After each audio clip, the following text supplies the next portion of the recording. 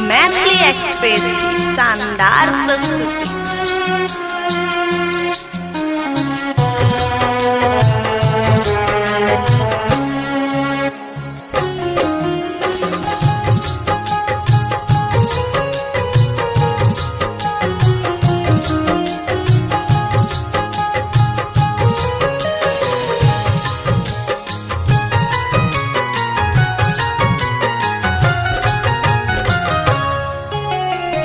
पिछला साल शादी कैने सैया के सपना माहे रोएला नया नमा।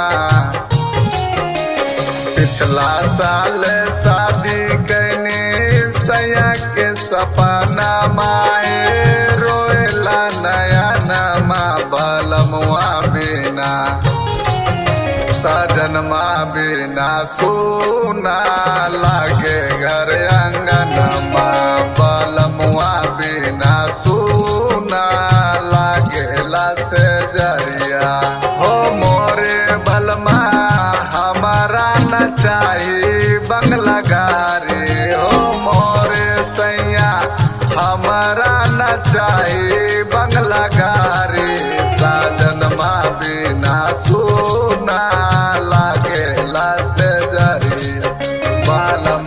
बिना सोना लागे रंगनमा।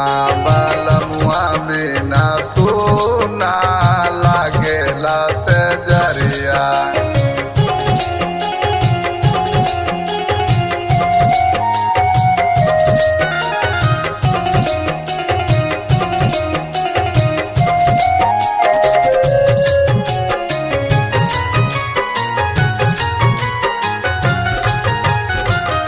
अपना सजनिया पर फिर नजरिया पे कब न कसूर हो।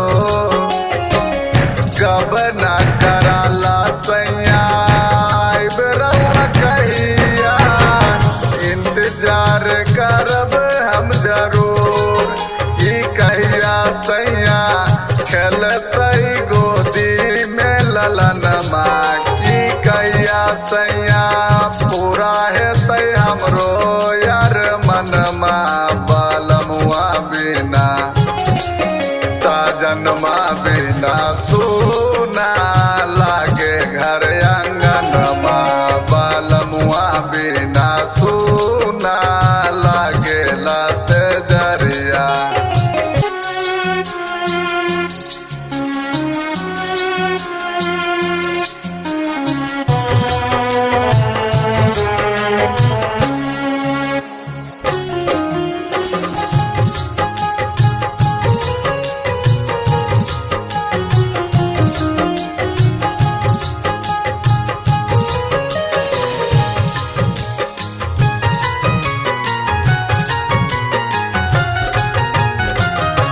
जल्दी से गाड़ी धके आजा बलमुआ।